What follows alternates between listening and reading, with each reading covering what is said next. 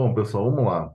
Ficou uma questão, né? Ficou uma dúvida em relação, algumas dúvidas, né? Em relação a o cálculo de consistência, né? Só relembrar, né? Aquela questão do HP, que é, lá no HP você tem uma forma, na verdade, de calcular a consistência das tabelas de julgamento. Então, você tem essa possibilidade de calcular a consistência das tabelas de julgamento para verificar se o especialista que fez aquela comparação entre critérios ou entre alternativas para cada critério, se realmente ele fez é, da forma que deveria fazer, né, consistência devida, enfim. E se o cálculo, né, se a razão de consistência for um valor superior a 0,1, demonstra que a tabela apresenta inconsistência, que na prática aquelas comparações elas deveriam ser refeitas. E se for isso acima, se for abaixo de 0,1, a tabela está ok e você não precisa refazer aqueles julgamentos, né, usando aquela escala, né, que transforma uma escala verbal em uma escala numérica.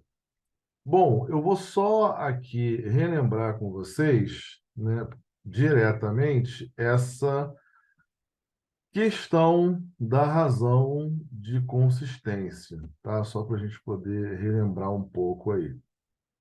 Então, aqui, ó,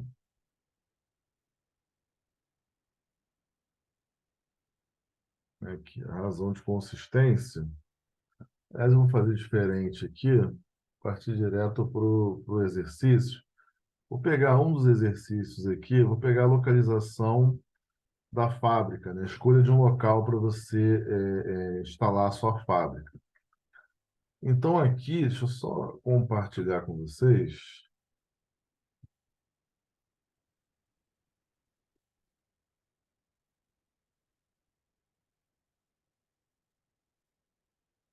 Então, aqui, ó, eu tenho o seguinte, vamos lá. Aqui eu tenho minhas tabelas de julgamento, né? Então, só para relembrar, eu tenho aqui umas tabelas de julgamento que eu fiz até com a normalização, mas aqui, ó, eu fiz umas tabelas de julgamento e aqui eu começo a fazer os cálculos de consistência. Deixa eu só tirar essa formatação para ficar igual para os demais aqui, né? Então, aqui eu tenho uma tabela.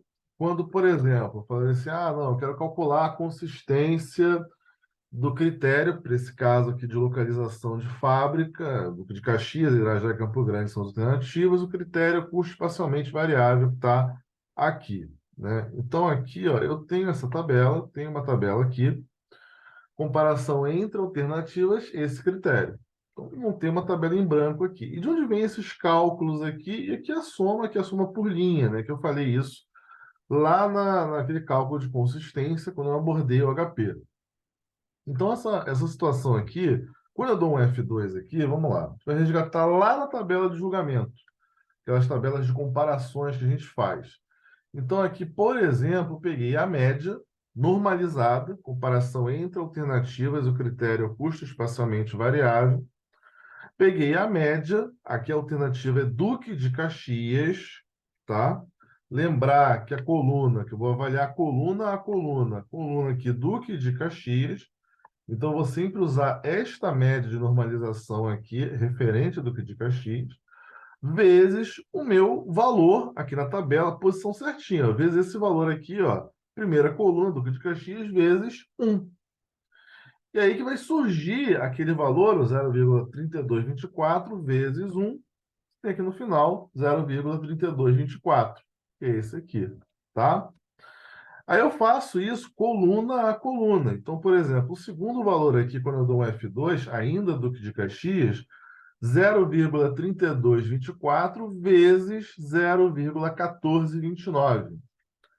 Eu vou fazendo isso coluna a coluna. Então, por exemplo, na última lá, Campo Grande, eu tenho aqui, ó, só dar um Ctrl Z aqui. Campo Grande, ó, F2, coluna Campo Grande. Vou lá na média normalizada, ó, 0,4791. Está aqui Campo Grande, ó, 0,4791 vezes, aí o valor na posição, ó, coluna Campo Grande, vezes 0,4791. 14,29. Vai dar lá 0,0684, que é esse valor aqui. Bom, depois que eu faço isso, né, eu calculo a soma ao final. Soma linha a linha, né? Eu coloquei esse soma um, soma 2, soma 3 aqui como uma referência.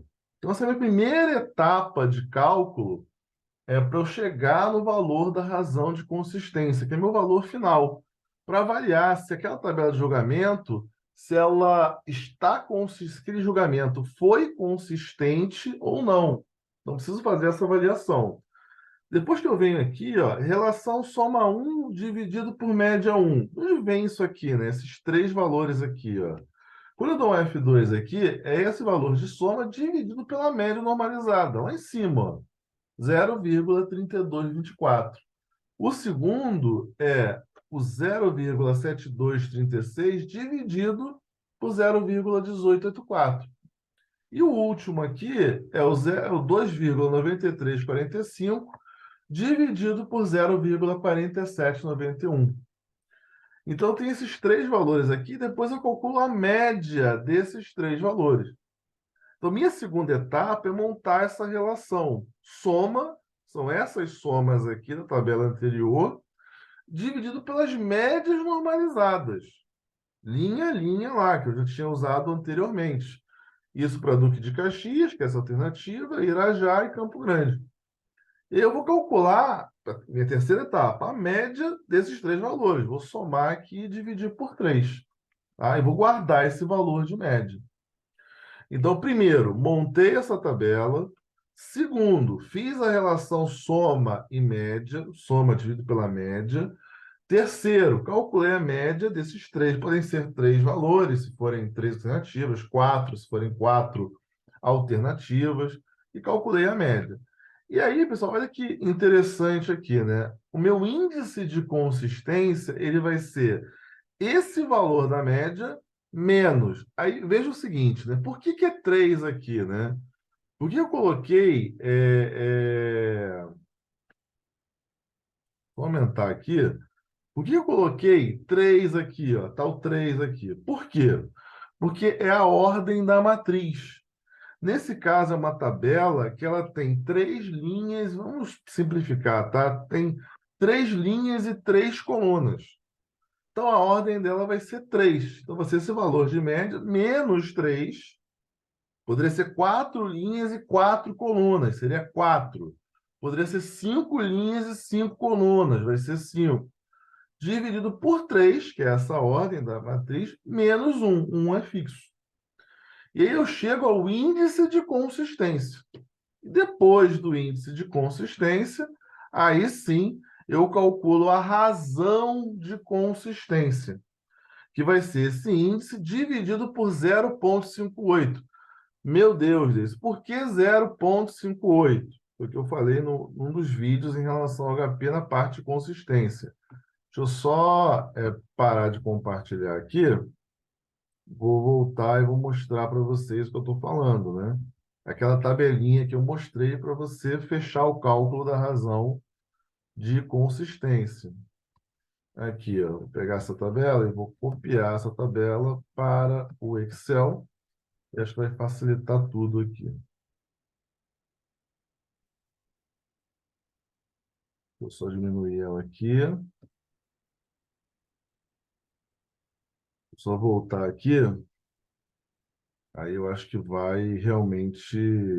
Ó, ah lá, beleza. Tá aqui.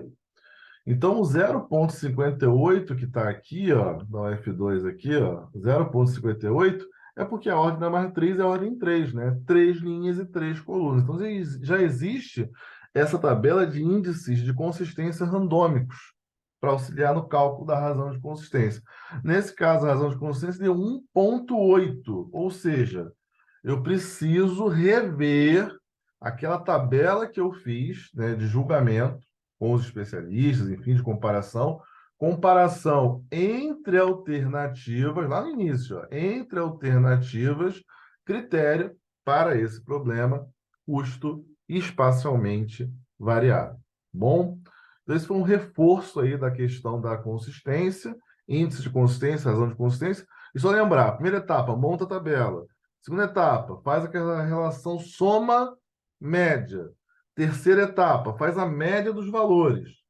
Quarta etapa, o índice de consistência. E a última etapa, vai calcular a razão de consistência. Se for maior que 0,1, é inconsistente. Se for menor que 0,1, é consistente. Tá bom, pessoal? Então, essa relembrada aí na questão da razão de consistência. Tá bom? Abraço, vamos seguindo aí com os estudos, tá? E aí os próximos vídeos também, vamos continuar abordando os temas aí relacionados ao que o canal se propõe, tá bom, pessoal? Abraço aí, obrigado aí pelo apoio.